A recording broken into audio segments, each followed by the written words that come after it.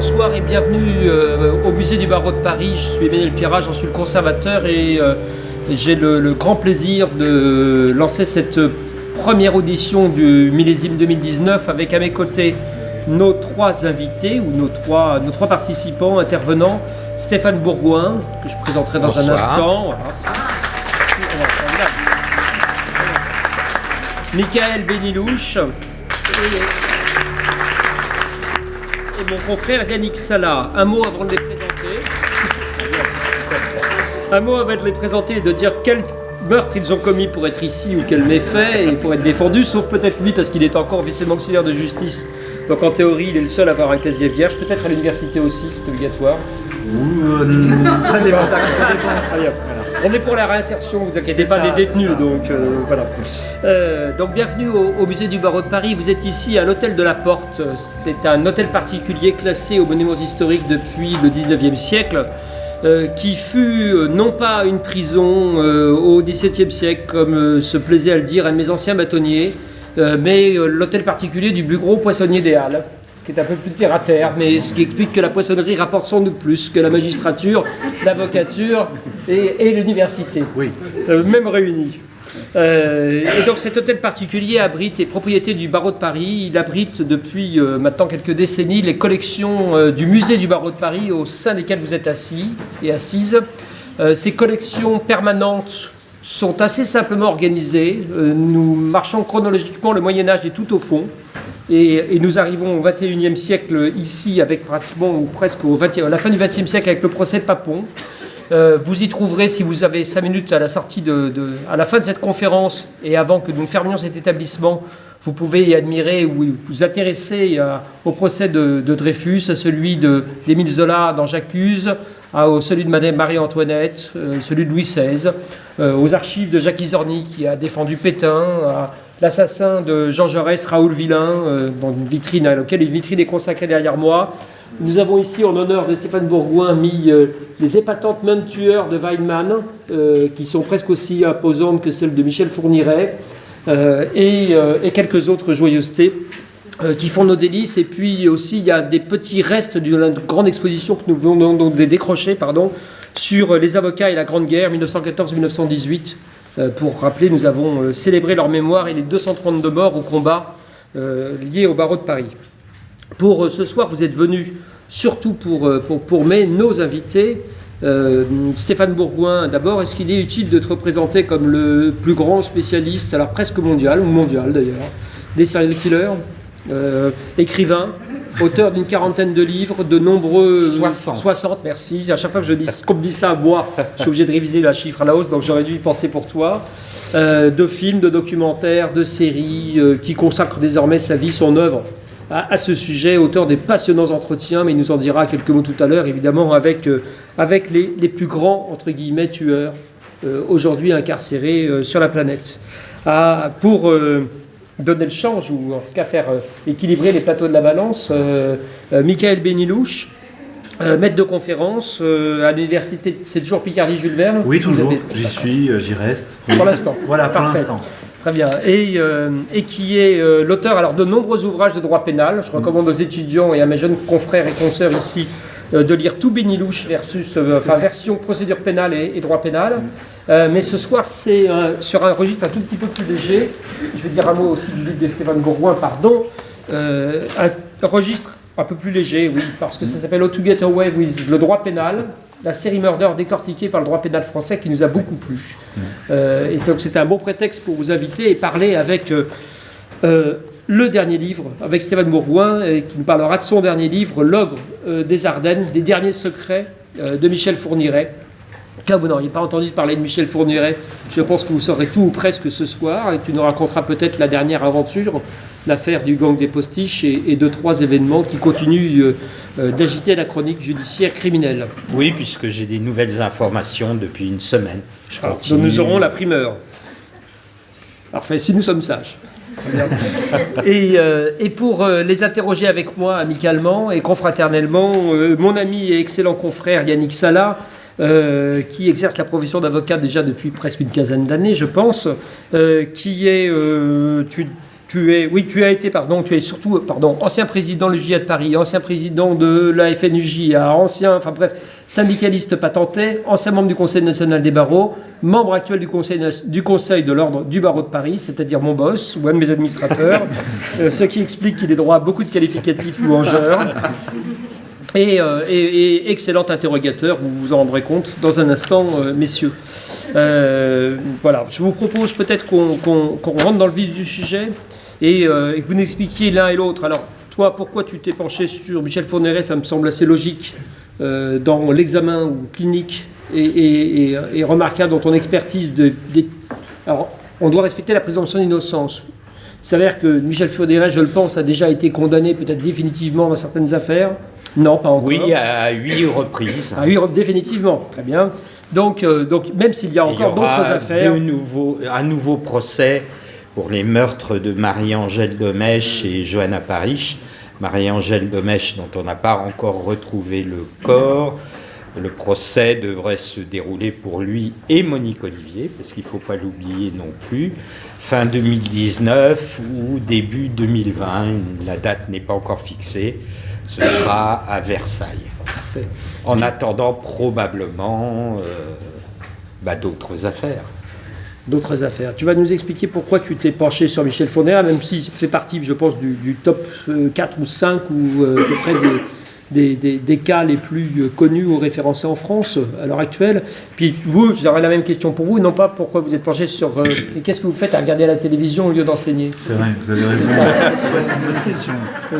Alors répondez-moi un petit peu, puis après je demanderai à Stéphane Bourgoin d'expliquer. Alors, je regarde beaucoup la télé, pour quelle raison? Déjà, il faut enseigner aux étudiants. Enseigner aux étudiants, soit on continue d'enseigner comme au Moyen-Âge, c'est-à-dire on se met dans un cours d'amphi, on se met derrière la chaire pour bien montrer cette séparation, cette limite, cette frontière qui existe entre l'enseignant et l'étudiant. Et puis il y a des étudiants de première, deuxième année, d'une année de façon immuable, on recite le même cours quand on fait la promotion de son propre ouvrage, son propre manuel.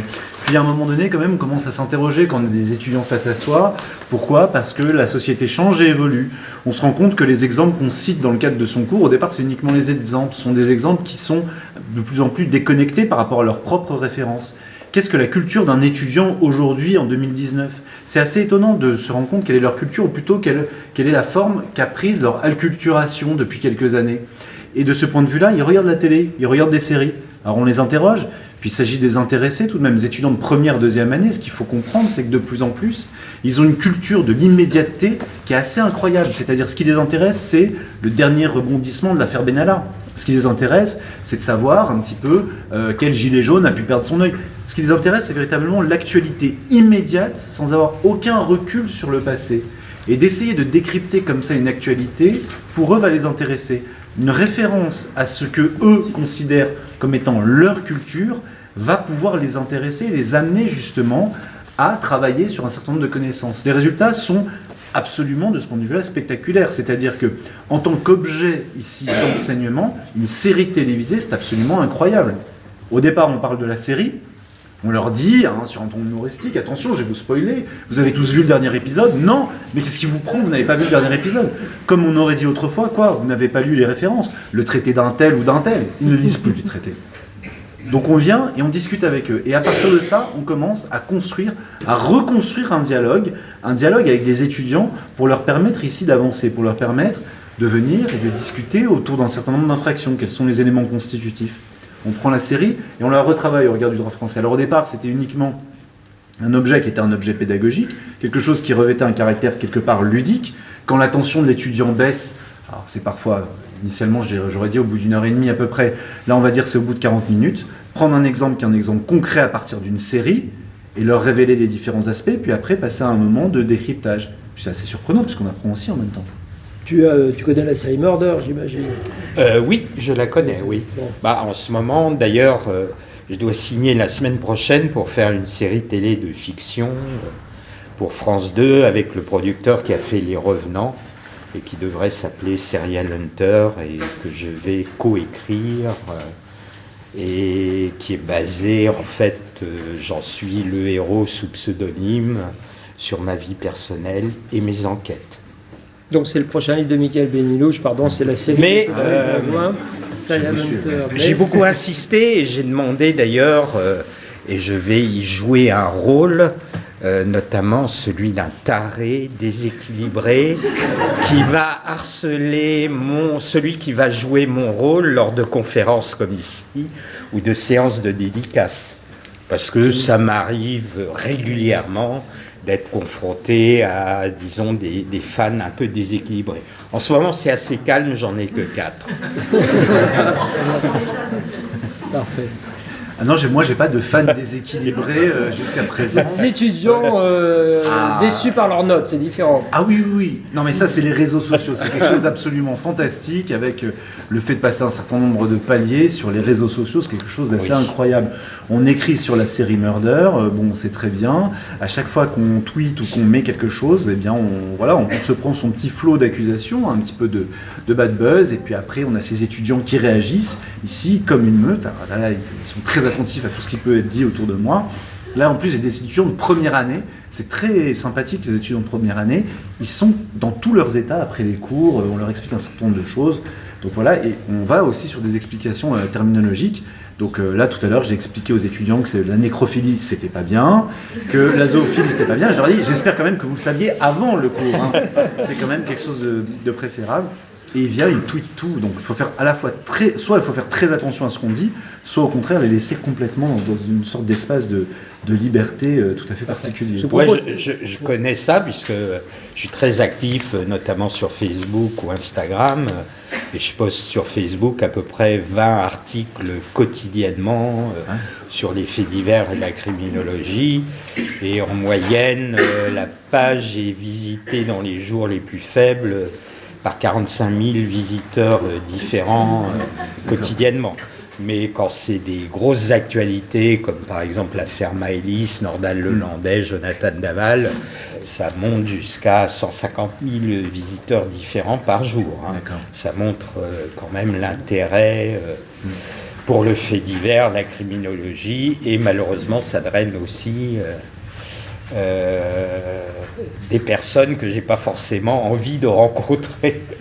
Donc je masque souvent et je bloque souvent un certain nombre de visiteurs. En parlant de gens qu'on a envie ou pas de rencontrer, on va venir peut-être à Michel Fourniret et puis Yannick Salah aura sans doute des questions. Peut-être que tu peux nous expliquer l'intérêt du cas Fourniret et comment ça fonctionne, puis vous pouvez nous commander la procédure pénale sur Fourniret. Ah oui, oui. Donc qu'est-ce qui a fait de Fourniret ou un archétype ou un cas extraordinaire? Disons que pour moi, j'ai interrogé maintenant depuis exactement 40 ans. Le premier tueur en série que j'ai rencontré, c'est en 1979, Richard Chase, le vampire de Sacramento, qui avait été condamné à la peine de mort de manière tout à fait erronée, puisqu'il était totalement psychotique. Michel Fourniret, à ce jour, je ne l'ai pas encore rencontré, mais ça devrait pouvoir se faire, je pense, d'ici quelques mois, parce que le directeur de l'établissement carcéral où il se trouve, non loin de Colmar, est un fan de mes bouquins et m'a proposé une visite privée de ses différents pensionnaires. Il faut savoir que dans cet établissement à Ensisheim, il y a 22 tueurs en série français. Et il y a notamment des tueurs en série moins connus, oubliés, comme Vincenzo Aiutino, le tueur de Longwy. Mais il y a Francis Hone, Guy Georges et Michel Fourniret, notamment. Et donc, ces entretiens, c'est juste une visite privée que je devrais pouvoir effectuer. C'est en ce moment dans les tuyaux. Là, il n'y aura pas question d'une quelconque interview ou autre.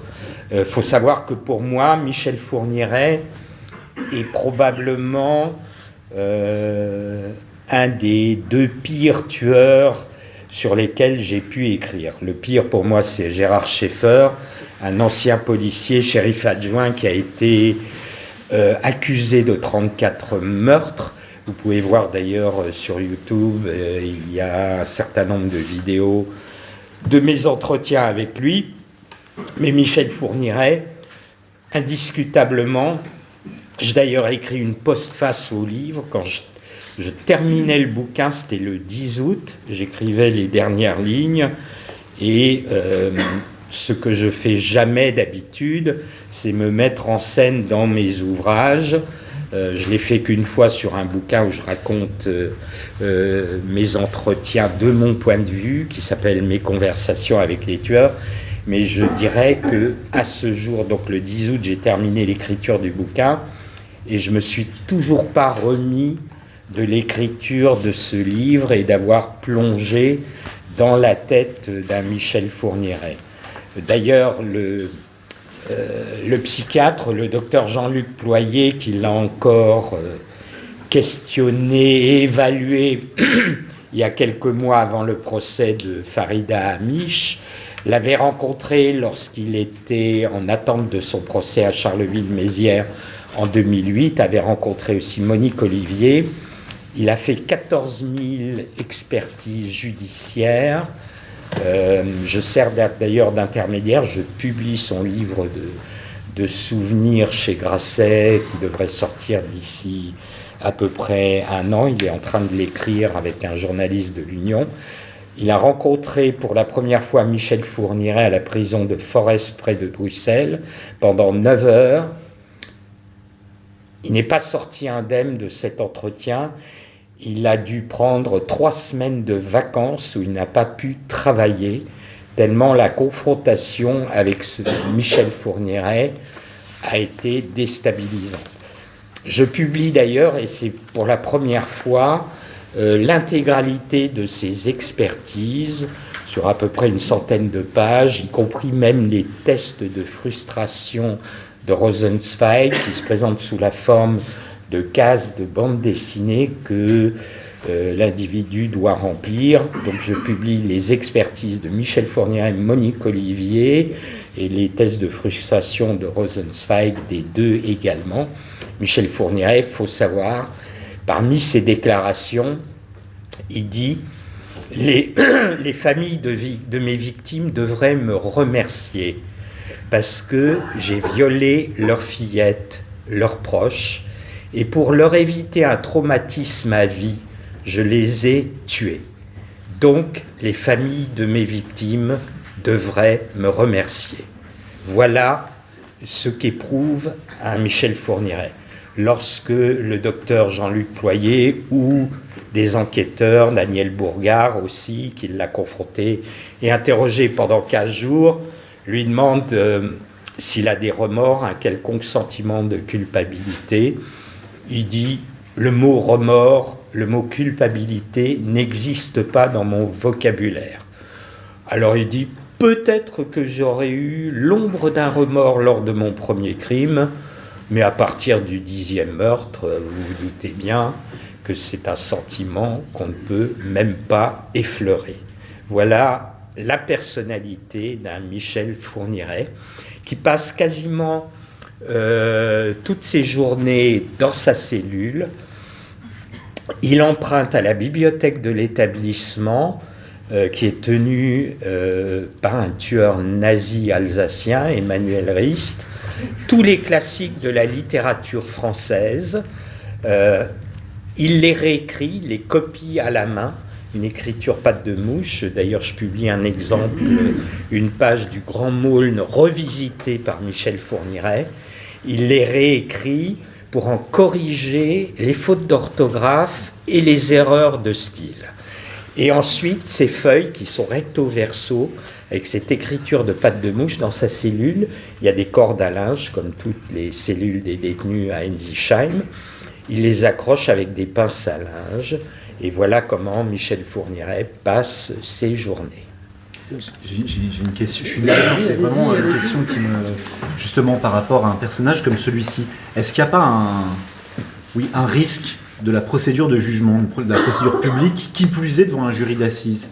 Est-ce qu'il n'y a pas un risque que Michel Fourniret, justement, par sa façon de concevoir sa propre, on va dire, œuvre, je pense qu'il présente les choses comme ça, dans cette façon-là, ne risque-t-il pas d'influencer les esprits, j'emploie un terme de criminologie tel que l'on me l'a enseigné, les esprits faibles ou malades?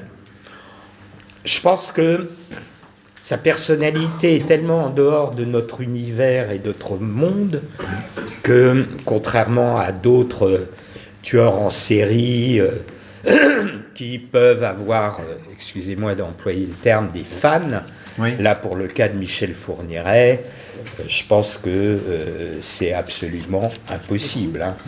Il ne reçoit d'ailleurs qu'une seule visite de temps en temps.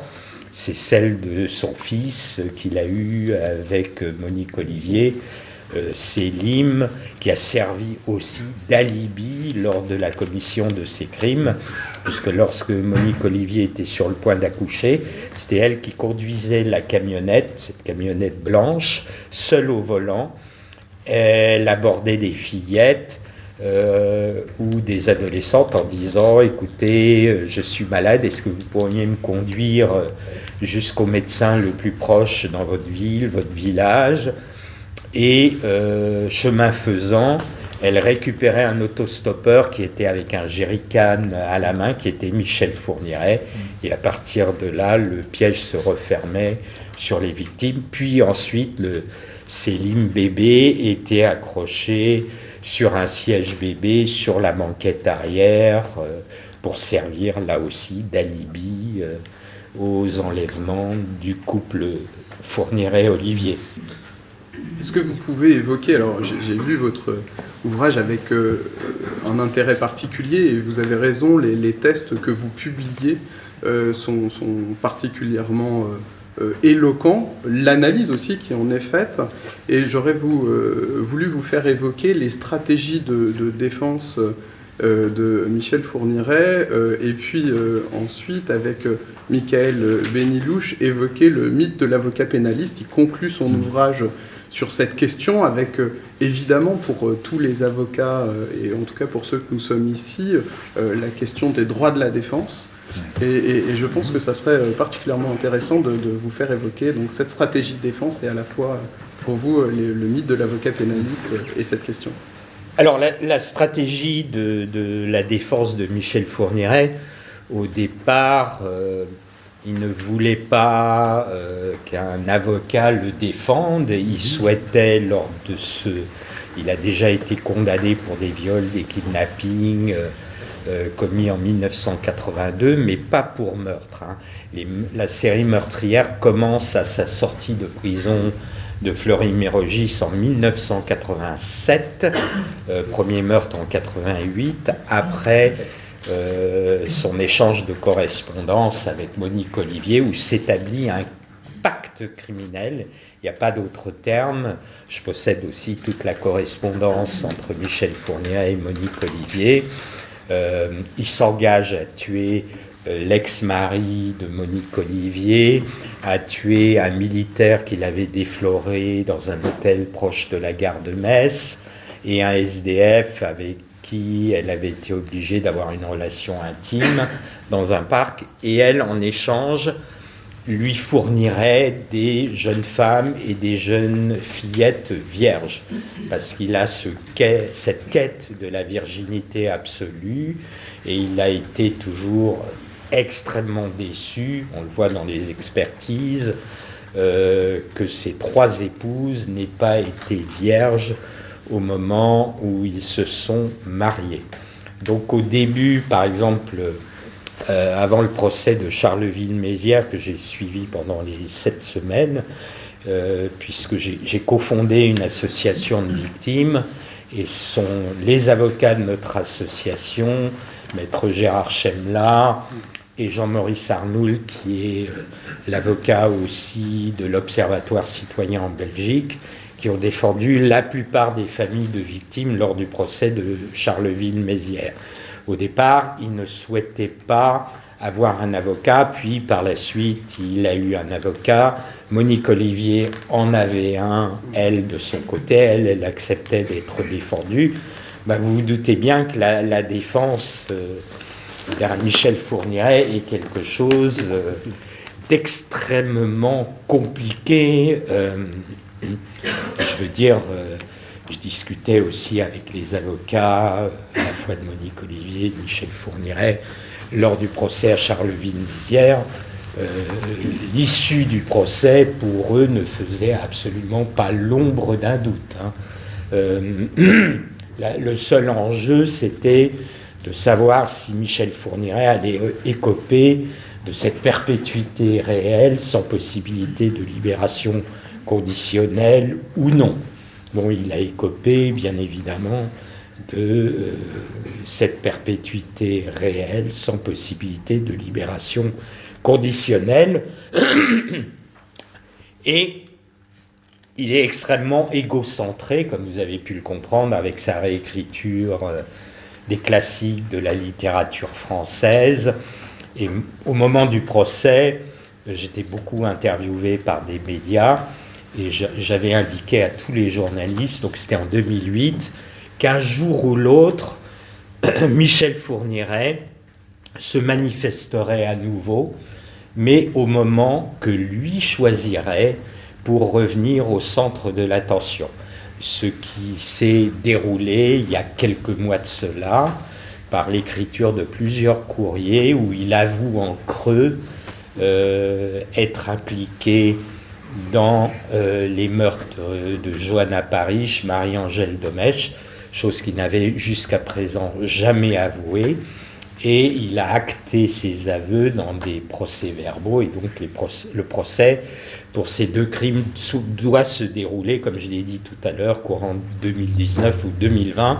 Mais chose très intéressante aussi, il avoue aussi en creux, à 3 reprises, être impliqué dans la disparition de la petite Estelle Mouzin à Guermantes. Pour moi d'ailleurs, c'est le suspect numéro 1 dans la disparition de la petite Estelle Mouzin. D'abord parce que il y a ces 3 courriers, il n'a jamais avoué directement aux enquêteurs. Il a demandé en 2007 aussi, avant la tenue du procès de Charleville-Mézières, à rencontrer le père de la petite Estelle Mouzin, Éric Mouzin, qui a refusé, je pense qu'il a eu raison, face à un manipulateur tel que Michel Fourniret, de rencontrer, il avait demandé à rencontrer la fillette. Il possédait sur son ordinateur plusieurs reportages et de nombreuses photos de la petite Estelle Mouzin. Faut savoir que les enquêteurs de la PJ de Versailles avaient écarté cette hypothèse parce que, pour 2 raisons, Monique Olivier lui avait fourni un alibi, disant qu'il n'était pas présent en France à ce moment-là, et il y a un coup de fil que Michel Fourniret aurait donné pour souhaiter un joyeux anniversaire à son fils. Or, il ne lui téléphonait jamais, et effectivement, le téléphone borne, c'est le téléphone de Fourniret qui est enregistré comme numéro sur le répondeur, mais il ne laisse pas de message. Monique Olivier a indiqué, c'est pas encore rendu public, que c'est elle qui a passé cet appel. Il faut savoir aussi que 3 semaines avant l'enlèvement de la petite Estelle, c'est à la mi-décembre, elle est enlevée en janvier, une fillette qui sort de l'école, sur le chemin de l'école pour rentrer chez elle, comme Estelle Mouzin, est abordée par quelqu'un qui tente de l'enlever. Elle hurle, des témoins l'aperçoivent se débattre, entendent les hurlements, se précipitent à son secours, et un individu fuit en courant, et toutes les descriptions donnent un portrait robot qui est celui de Michel Fourniret à cette époque, et voit le kidnappeur partir au volant d'un fourgon blanc qui est exactement le même modèle qu'a utilisé Fourniret et Monique Olivier. Autre chose encore, Michel Fourniret avait très très peu d'amis proches, mais ses seuls amis proches résidaient à Guermantes, et il allait les voir assez fréquemment à cette époque-là. Voilà pourquoi on peut penser qu'il est peut-être responsable de l'enlèvement de la petite Estelle Mouzin. Mais il y a une période de 10 ans dans sa carrière criminelle entre 1990 et 2000, où il est actif de manière criminelle, tentative de kidnapping en gare de Gédine, en Belgique, trafic d'armes, cambriolage. Comme il est très radin, il vole aussi l'électricité de ses voisins. Mais pour le moment, chose totalement improbable, et je dirais même impossible pour tous ceux qui ont travaillé sur son cas, que ce soit des policiers, le docteur Jean-Luc Ployer, Daniel Zaguri, etc. Il n'y a aucun assassinat entre 1990 et 2000, sauf que Monique Olivier l'implique déjà et indique avoir été témoin en août 1993 dans leur maison en Belgique, à Sarcustine, d'avoir vu Michel Fourniret. Elle se trouve en haut de l'escalier à l'étage et elle voit Michel Fourniret tuer une jeune babysitter dont on n'a jamais retrouvé le corps et qui n'a jamais encore été identifié à ce jour. Donc voilà, les investigations continuent sur cette affaire.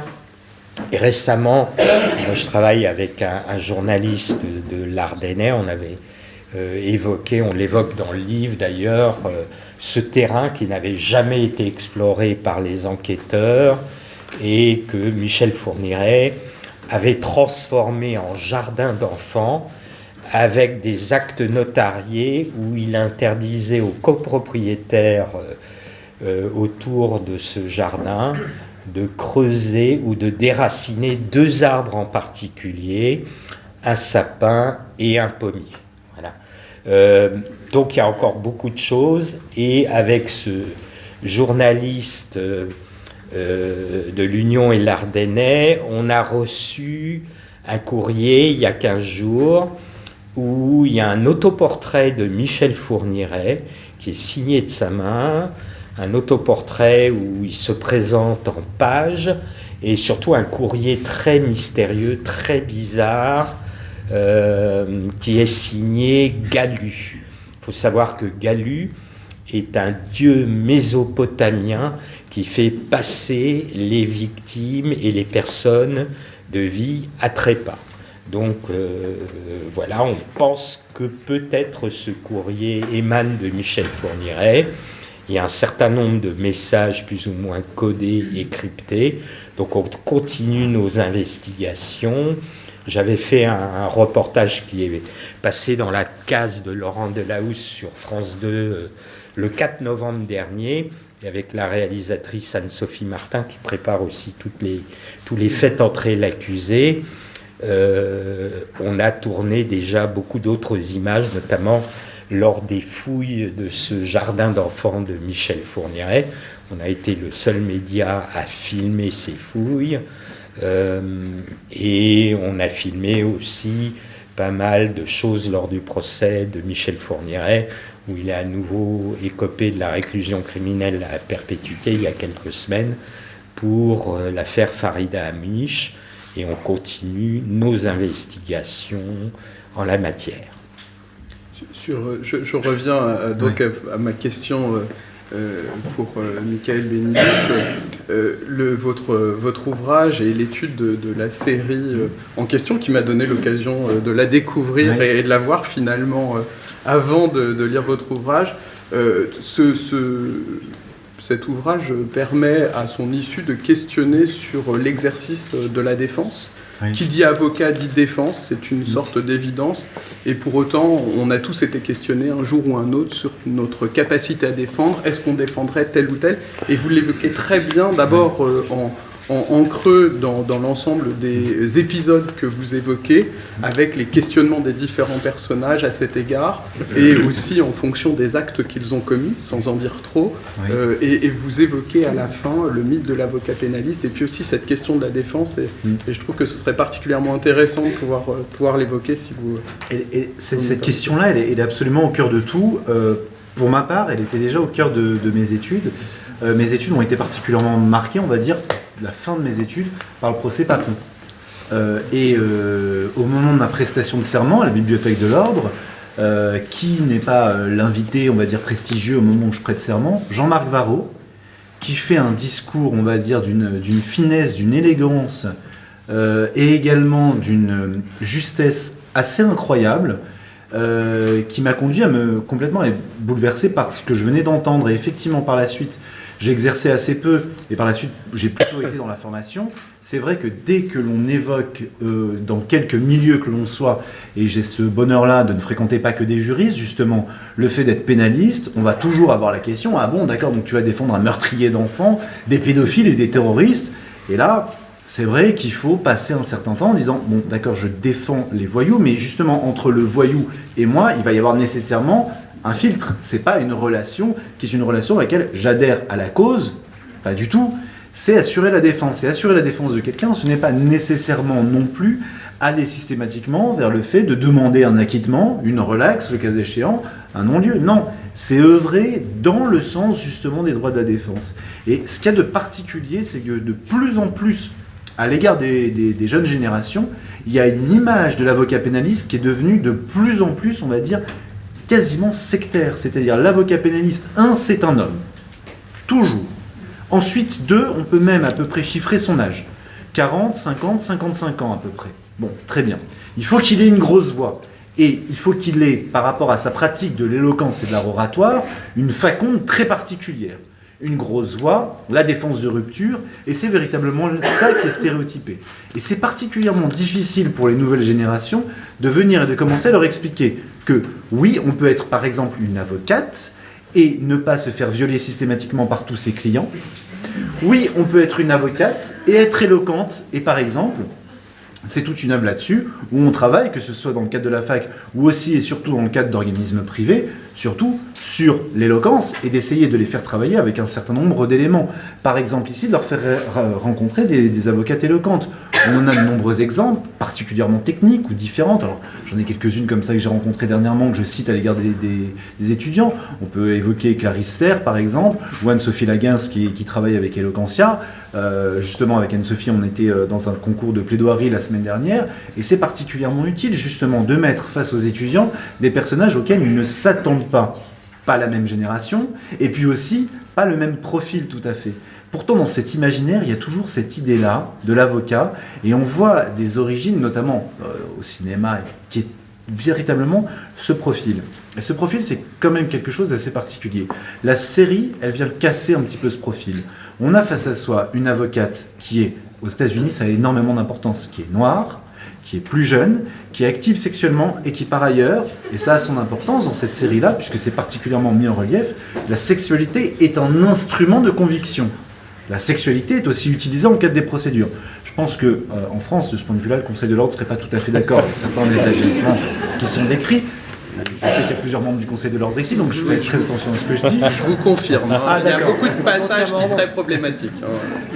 Bien évidemment. Et puis également une omniprésence de l'alcool au sein de la série. L'alcool qui est présenté d'une façon tout à fait particulière. C'est-à-dire, alcool et drogue sont mis sur un même plan. Il n'y a jamais de consommation qui est une consommation qui est raisonnée de l'alcool. Et progressivement, la thèse de l'accusé et la thèse de l'avocat, dont le seul but est, quel que soit le moyen employé, de gagner. Comme on gagne à un jeu. C'est-à-dire que l'enjeu qui a trait souvent dans les procès, et jusqu'ici dans un certain nombre de séries, de coller plus ou moins une réalité, de délivrer une certaine morale, ici est quasiment absent. C'est-à-dire le but, c'est de gagner à la fin et c'est de s'en sortir. C'est ça, c'est l'expression même qui est employée par la série. Et c'est tout à fait particulier parce qu'on a cette ambivalence du personnage principal qui non seulement est une avocate, mais en plus de ça enseigne. C'est-à-dire, elle enseigne des techniques. Là, il n'y a plus du tout de pédagogie, c'est-à-dire c'est la démagogie à son stade le plus suprême. Non seulement moi-même je suis brisé, cassé, déformé, je commets des agissements illégaux pour parvenir ici à dévoyer la vérité dans mon seul intérêt, mais en plus de ça, je vais essayer de former derrière moi une armée de futurs avocats qui seront formés selon le même moule. Et c'est ça qui est particulier, c'est-à-dire que les autres personnages de la série obéissent à un autre mode, les personnages sont assez bien travaillés, c'est pas tous le même mode, psychologiquement il y a vraiment différents traits qui sont différents, et tous, elle va faire sortir le pire d'eux. Le pire, celui-ci est plus ou moins libéré sexuellement, eh bien il va utiliser sa sexualité pour obtenir des preuves. Celle-ci au contraire est manipulatrice, elle va justement jouer de ses charmes pour y parvenir. Un autre ici a des difficultés, a des liens parce que dans sa famille justement, et on sait qu'on a beaucoup ça dans les profils de mes étudiants, c'est le cas, dans sa famille il y a des juristes, eh bien on va utiliser l'influence qu'il est susceptible d'avoir pour fausser un procès, pour changer le cours de la justice. C'est là où c'est tout à fait étonnant. Et c'est là où ça renvoie justement par rapport à l'image de l'avocat, là, plus encore, et c'est ça qui est particulier, mais c'est tellement poussé à son paroxysme, ça en devient très intéressant, c'est-à-dire l'image de cet avocat, un avocat qui est un avocat totalement sans morale, prêt à tout pour gagner, et gagner, c'est gagner de l'argent, c'est gagner des clients. C'est aussi toute la limite de l'exercice de la série par rapport à la réalité. Vous évoquez les femmes pénalistes, vous Oui. avez raison, il y en a de nombreuses en réalité. Malheureusement, on ne les met pas assez en avant. On aurait pu citer aussi Delphine Boisel, Oui, qui a bien sûr. un très grand Qu'on aime rôle au beaucoup. sein Oui. de l'Observatoire international des Quand on est la prisons. présidente. Et voilà, qu'on est la présidente. Donc, effectivement, vous avez totalement raison. Je crois aussi que cette série a cet avantage de mettre aussi, de permettre la comparaison entre le système accusatoire et inquisitoire. Et j'aurais voulu que vous évoquiez ce point-là, qui est aussi un point de comparaison assez important, puisqu'on a un système français qui est plutôt mixte à Oui. cet égard. Et comment vous avez réussi à faire cette comparaison un peu folle d'ailleurs, Oui. de ces systèmes pour le mettre au goût du jour et l'enseigner, permettre un enseignement malgré tout. Alors là, vous me direz que je suis récidiviste de ce point de vue-là, parce que j'ai fait une thèse en droit comparé sous la férule de Mireille Delmas-Marty. Et voilà, elle m'a dit, bon, bah, c'est très bien, tu vas faire une thèse en droit comparé, tu vas aller partir en Angleterre, tu vas te familiariser avec le droit sur place. Et c'est une technique, donc en sponge, en immersion, qui est tout à fait particulière. Il faut essayer de comprendre un certain nombre d'aspects. Alors je sais que dans les ouvrages, on dit la procédure accusatoire, elle est publique, elle est contradictoire, et également elle est orale, et on l'oppose à l'inquisitoire, qui est tout l'inverse. C'est pas aussi simple que ça. D'abord, il faut bien comprendre quelque chose, c'est que dans les procédures à caractère accusatoire, le rapport au temps est totalement différent et il est fondamental. Quand on prend par exemple l'affaire Fourniret, ça serait à peu près incroyable dans des pays à tradition accusatoire d'avoir des procès qui interviendraient si près, si loin des faits en eux-mêmes. Mais justement, c'est une interrogation qu'on trouve beaucoup dans la procédure anglaise notamment, c'est comment est-il possible d'avoir une procédure qui est équitable lorsque les faits ont un fort retentissement médiatique. Alors on se familiarise avec les processus qui sont des processus qui ont trait au dépaysement. Procéder à une comparaison de ce point de vue-là suppose justement d'essayer de prendre en compte cette dynamique qui a trait au temps. Le temps va s'accompagner aussi de la surprise. Dans les procédures américaines, et c'est ça qui est très télévisuel, on a souvent des surprises au cours du procès. Ces surprises vont intervenir, une preuve est découverte, on va avoir un certain nombre d'aspects. On n'a pas ici le recul que pourra avoir un juge d'instruction, où au fur et à mesure, on va tâtonner, le juge d'instruction, tel un général finalement, fomente un plan de bataille, il essaie de le mettre à exécution, ça ne fonctionne pas tout à fait, puis par la suite, il va découvrir une autre thèse, l'approfondir et développer véritablement, on va dire, une forme de manifestation de la vérité. Non, aux États-Unis, tout va se dérouler lors de toutes ces petites audiences préliminaires, lors desquelles on va avoir un point. Le fait de dire qu'une procédure, par exemple, accusatoire est publique, c'est partiellement inexact. Il y a des partenariats qui existent, c'est-à-dire, dans un des épisodes de la série, alors je ne vais pas du tout spoiler, il faut que je fasse très attention à ça, dans un des épisodes de la série, on voit qu'à un moment donné, il y a une interview qui est donnée à un média et que ça conduit à l'annulation de certaines preuves, parce qu'elles sont entachées de violation du secret de l'instruction. En France, on peut s'interroger, il faudrait combien de violations du secret de l'instruction pour pouvoir permettre de prononcer une simple nullité. Alors je sais, la Cour de cassation dernièrement, et c'était l'objet de ma thèse, a prononcé une nullité suite à une violation du secret de l'enquête de l'instruction, mais justement il y a cet aspect-là, cette dynamique-là. Et ce rapport au temps si particulier qui existe dans les procédures à caractère accusatoire, l'on dit souvent que ça favorise le respect de ce secret limité dans le temps par les médias. Parce que les médias veulent savoir. Un fait divers est découvert, il faut rapidement qu'on puisse avoir une réponse. Quelle va être la réponse? Quel va être le système? Et ainsi de suite. Explorer ça, c'est finalement, dans tout ce qu'on peut voir dans l'actualité, ce qui va intéresser, on va dire peut-être plus les jeunes, qui n'ont pas ce recul-là, c'est davantage que des affaires qui sont pourtant particulièrement symboliques, des affaires qui sont, comment on va dire, plus légères, où il y a l'immédiateté qui apparaît. Booba contre Caris.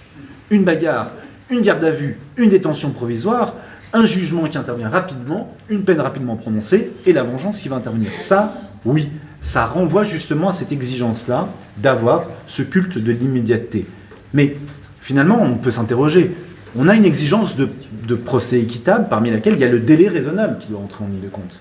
Le délai raisonnable en France, souvent, on est stigmatisé parce que les procès interviennent trop tard. Mais un procès qui interviendrait trop tôt renvoie à quoi? Un jugement sous le coup de quoi? De l'émotion, finalement. Bon, en France, c'est vrai, l'autre habitude, c'est de faire des lois sous le coup de l'émotion, ce qui n'est pas préférable non plus. Mais juger sous le coup de l'émotion, c'est aussi un travers qu'ont ces justices-là, et surtout le risque d'erreur judiciaire qui va s'en suivre. Non, Peut-être des questions. Peut-être, voilà, on va faire circuler la parole, chers amis. Vous avez le droit d'interroger. Alors, pardon, Stéphane Bourgoin, je ne sais pas si tu es interrogeable en tant que tel, comme une sorte de tueur emprisonné, mais voilà, livrez-vous. Et en tout cas, quel bénidouche, voilà. Je vous en prie, mes amis, la parole circule. Étienne, tu as forcément une question. Non, d'abord une observation. Je vois qu'à force de marcher dans les flaques de sang, on finit par teinter ses chaussures de façon définitive. Alors, mais c'est vrai que c'est frappant. Alors, je ne sais pas ce que dirait le docteur Zaguri à propos de ses chaussures rouges, Stéphane. Ouais, moi, je suis un fan de chaussures. J'en ai à peu près 80 paires différentes. Non, de toutes les couleurs. Hein. Non, mais le gilet jaune sur les chaussettes. Le gilet jaune sur les chaussettes. Parce que, comme je suis confronté quand même à un monde relativement noir et abyssal au quotidien, depuis, je dirais quand même, pas loin de 40 ans, c'est pour ça que je mets un peu de couleur dans mon existence. Alors, deux petites observations pour répondre à ta question, Emmanuel. La première sur l'immédiateté, elle est parfois nécessaire en matière de mineurs, oui. Parce qu'on peut admettre que pour un majeur, on va le juger 5, 6 ans, 7 ans après, effectivement, bon, de toute façon, il en va ainsi. En revanche, pour un mineur qui commet un acte à 16 ans et qui va être jugé à 23, 24 ans alors qu'il est majeur et que des mesures éducatives sont nécessaires, là, on a besoin parfois de plus d'immédiateté. Voilà, c'est pour la première observation. Et la deuxième, pour rebondir sur l'affaire Fourniret, mais je ne sais pas si vous en parlez ou pas dans votre ouvrage, mais c'est que des affaires de tueurs en série comme ça a un coût énorme. Ça a un coût énorme. Il faut savoir que pour juger Monique, par exemple, à Charleville-Mézières, on a construit au sein de la toute petite prison de Charleville-Mézières une mini-prison pour femmes, pour une femme, avec le personnel féminin, l'infirmerie, enfin tout ce qui va. C'est une prison pour hommes. Charleville-Mézières, il n'y a pas de quartier femme. Et rien que pour un procès, je crois que les frais à l'origine étaient de 130 000 €, on a dû monter à 300 000 par la suite. On a construit donc avec des grilles, il y a un passage spécial pour pas qu'elles puissent croiser les hommes, etc. Et j'en arrête là, Emmanuel, et tout ça pour dire que ce type d'affaires a un coût considérable. Et que par ailleurs, j'ai rencontré quelques tueurs dans ma carrière, et notamment sa carrière de magistrat et aujourd'hui d'avocat, mais plus dans sa carrière de magistrat. Responsable à la chancellerie quand je visitais la totalité des prisons françaises. Et dans le cas, par exemple, du chauffeur de car de Lyon avec toutes ces jeunes filles, Émile Louis, certains deviennent fous, ce qui était son cas. Et quand on visitait sa cellule, eh bien, un mur entier était rempli de pâtes alimentaires, genre Lustucru, Panzani, peu importe. Voilà, il cantinait en permanence pour acheter des pâtes alimentaires, et cette folie se révélait dans sa façon de cantiner et de décorer, d'accumuler. Je prends qu'un exemple, parce qu'il faut que les autres aient la parole, et pour vous dire que c'est vraiment spécial. On est dans un monde à part. Et vous ne pensez pas qu'à l'égard justement de ces grands procès, il aurait été utile de réformer de ce point de vue-là pour permettre de filmer plus facilement ces procès, pour en conserver une trace pour l'histoire? Bien sûr, le texte existe. En plus, il suffirait que de temps en temps on autorise. On en a parlé la dernière fois. Le texte, il existe. On peut, pour l'histoire, filmer, photographier et autres. On l'utilise beaucoup trop peu souvent, bien sûr.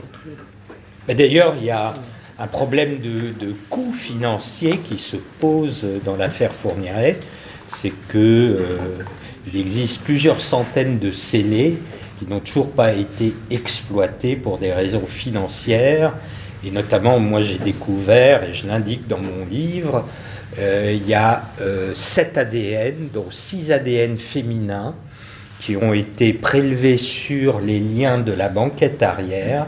Ils n'appartiennent pas aux victimes reconnues de Michel Fourniret, ni à ses proches qui ont pu monter dans cette camionnette. Ces 7 ADN, dont 4 sont dans un laboratoire à Bruxelles, ne sont toujours pas exploités depuis 2004, ce qui est totalement hallucinant. Et justement, les ex-enquêteurs belges et français, Daniel Bourgard, que j'interroge dans mon ouvrage, m'a dit « Stéphane, vas-y au marteau-pilon pour le doc de France 2. Nous, on est scandalisés parce qu'on ne nous a pas donné un cadre juridique pour rapatrier ces ADN qui, quasiment de façon certaine, appartiennent à des victimes potentielles de Michel Fourniret. Et donc, il y a des familles de victimes qui peut-être auraient pu avoir des informations sur leurs proches, et ces ADN dorment depuis 2004.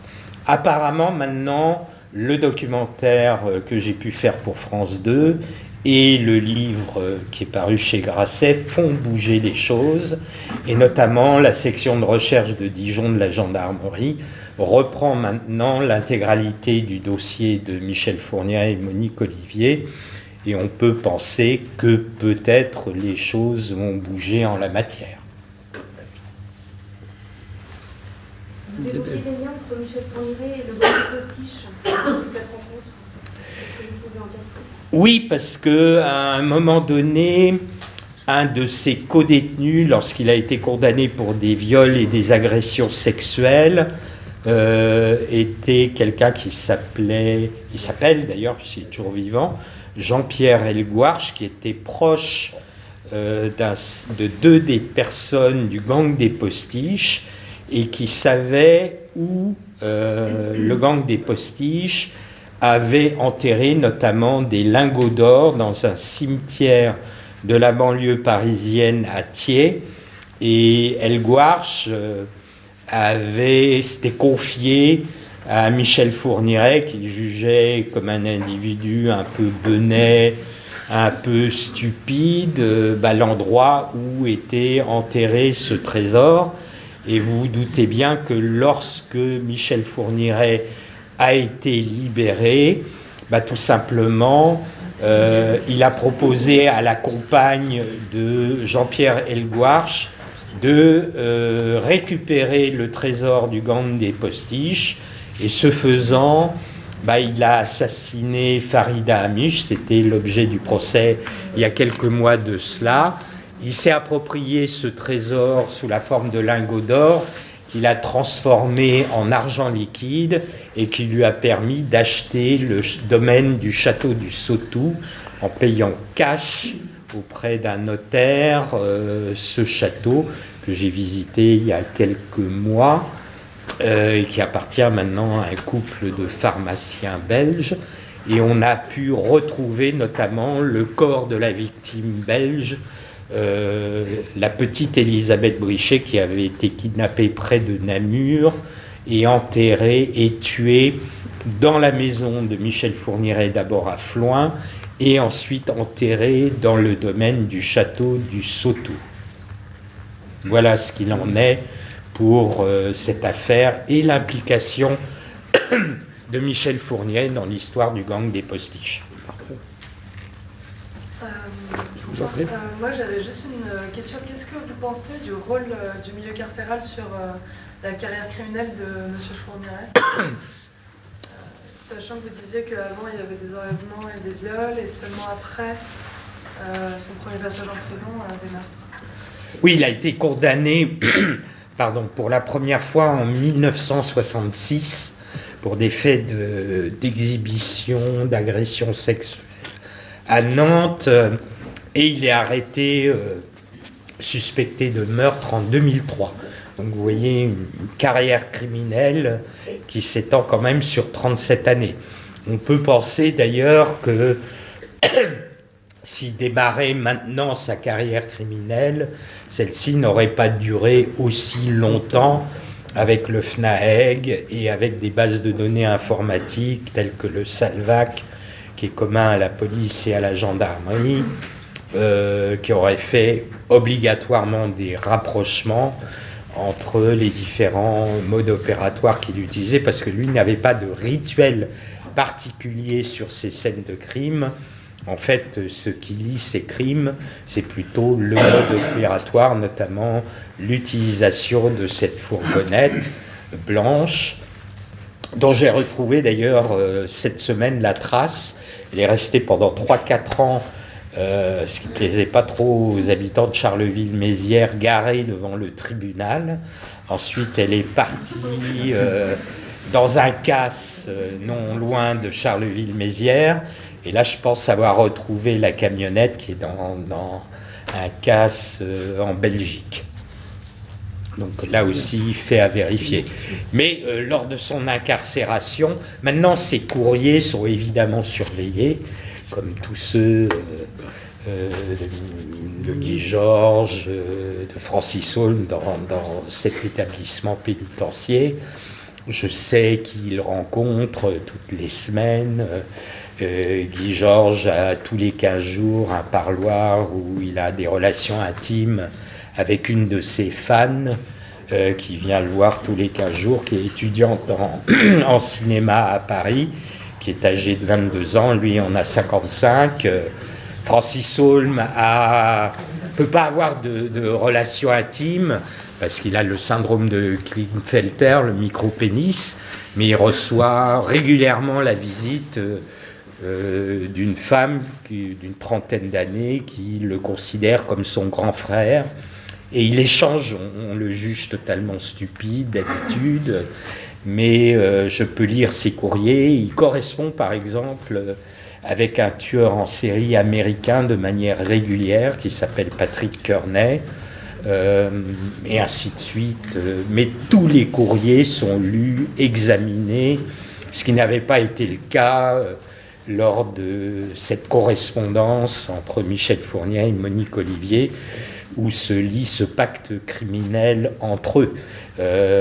Michel Fourniret avait passé une annonce dans Le Pèlerin pour trouver quelqu'un avec qui il puisse correspondre, pour rompre sa solitude, comme il le disait. Et hélas, ce courrier n'a jamais été examiné lors de sa condamnation pour des faits de viol et d'agression sexuelle. Il y a des mesures de protection spécifiques qui sont prises pour le personnel pénitentiaire, parce qu'il a côtoyé Fourniret par exemple. Alors, il ne présente pas de danger. Il y a un étage dans la prison de Ensisheim où il y a 191 détenus. Oui. Il y a 22 tueurs en série français, il y a un tiers de perpétuité et un autre tiers de violeurs en série. Des étrangers parfois. Oui, quelquefois. Un médecin serbe qui avait tué 1700 personnes. Ouais. 1700 meurtres. Il était parce que l'Europe répartit dans les prisons des différents pays ceux qui sont condamnés par des cours internationales. Et on a eu à Ensisheim notamment un médecin qui avait tué plus de 1000 personnes. Un serbe. Alors il y a un étage en particulier où sont les détenus les plus problématiques, les plus violents. Sinon, par exemple, Guy Georges, il peut inviter, comme il est fan de foot et du PSG, peut inviter un autre détenu à venir regarder un match avec lui, quoi. Mais il ne présente pas de dangerosité particulière. Et la camionnette de Chanel, qu'est-ce qu'elle est devenue ? Elle a été détruite. Elle a été détruite ? Oui. Alors celle-là, elle n'est plus devant un tribunal. Non. Faut préciser que c'est pas lié d'être fan du PSG, parce que je suis fan du PSG également. Et c'était ce côté Mbappé, de but profit, il y avait le côté Mbappé, effectivement. Moi, je suis un ancien footballeur professionnel, donc j'ai joué 7 ans au Red Star. D'accord. Mes amis, je propose que nous arrivions bientôt au terme de cette soirée. Je voudrais d'abord infiniment remercier nos invités, Yannick Sala, mon faire-valoir, et mon confrère, Mickaël Benilouche et Stéphane Bourgoin. Je crois que Mickaël, vous avez peut-être il y a quelques personnes qui veulent vous parler maintenant. Donc avant de clôturer cette soirée, merci de faire un très bon accueil à Curiosité Juridique, je vous en prie. Vous les remettez. Venez. Expliquez-vous. Alors, on est Curiosité Juridique, un site internet qui vend des objets d'art et d'histoire en rapport avec le droit, des ouvrages juridiques un peu insolites. Et on a créé cette année le prix du livre juridique insolite pour 2018. Et les internautes ont désigné Monsieur Belinouche, qui savait qu'il avait gagné, mais qui ignorait qu'il recevrait le prix ce soir. Et donc, on remercie...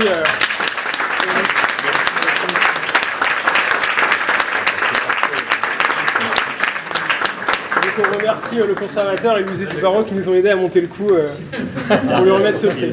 Donc cette année, c'est les internautes et les lecteurs qui ont désigné le gagnant, et à partir de l'année prochaine, ce sera un collège de professeurs. Voilà. Très bien. Parfait. Très bien. Merci, allez voir curiositésjuridique.fr. Voilà. Très bien. Merci à tous, parfait. Je vous en prie, je vais terminer. Pardon, Stéphane, on peut se rasseoir, j'en ai encore pour quelques secondes. Les amis, voilà, je voulais que quand même Michael Benilouche remporte son trophée et voit que ce guet-apens existait bel et bien. Je voudrais remercier aussi la Société des Amis du Musée du Barreau qui nous aide beaucoup, les membres du Conseil de l'Ordre extrêmement bien représentés ici, ainsi que les anciens membres du Conseil de l'Ordre. Nos partenaires, la librairie La Petite Égypte, les Nôtes de Paris qui nous filment. Dans un instant, vous pouvez aller dans la partie médiévale et forcément donc juridiquement contestable de cet établissement pour y interroger ou faire signer leur livre à Michael Benilouche et à Stéphane Bourgoin, les deux excellents livres, parce qu'on a une très bonne pioche ce soir, How to Get Away with le droit pénal, qui n'est vendable qu'avec le code pénal annoté, le code de procédure pénale, et je ne sais trop. Et puis l'excellent livre évidemment, mais il y en a de nombreux autres de Stéphane Bourgoin. J'en sors d'ailleurs 3 autres d'ici le mois de juin. Bien voilà, serial writer. Voilà, moi je commence à écrire vers 3h du matin et je termine vers 21h tous les jours. Comme vous l'avez compris, je suis pas en déplacement. Il est passionnant, il est passionné par le sujet aussi. Et l'ogre des Ardennes est une pierre importante dans son travail, Les derniers secrets de Michel Fourniret. Voilà, la dernière information, 2 dernières informations. La prochaine audition du Musée du Barreau de Paris a lieu le 18 février. Sur le thème un peu particulier, nous avons un livre qui s'appelle Juger sous Vichy, de Jean-Paul Jean, qui est un livre important sur le comportement de la magistrature pendant la Seconde Guerre mondiale. Il n'y a pas que les avocats qui se sont mal comportés. Je dis ça parce que derrière, il y a un endroit de mémoire pour la façon dont nous avons dénoncé au barreau de Paris un tiers des membres du barreau, au motif qu'ils étaient juifs. Et puis, donc, on reviendra sur cette histoire douloureuse et cette partie compliquée et le comportement des magistrats. Et puis, c'est un voyage au pays des extrêmes parce qu'on a également un confrère, Nicolas Gardère, qui va raconter un voyage au pays des infréquentables, puisqu'il a passé quelque temps avec les néo-nazis et 2-3 hommes sympathiques, notamment en tant qu'avocat, expliquer comment on se débrouille avec ce genre de cas de figure. Donc de Vichy aux néo-nazis, il y a un lien qu'il ne faut jamais oublier. Et puis enfin, je vais terminer là-dessus. Dans la partie, quand vous sortirez de cet endroit, vous arriverez au rez-de-chaussée, allez jusqu'au premier étage et ayez la curiosité, non pas juridique mais architecturale cette fois, pour ceux qui ne sont jamais venus, de monter jusqu'au premier étage et d'admirer du prix de palier du premier étage l'escalier classé aux monuments historiques et l'effet de perspective et de renaissance. Voilà, ça rajoute une petite touche esthétique extrêmement agréable à cette soirée et je vous remercie encore d'y avoir largement contribué. Merci beaucoup. Merci.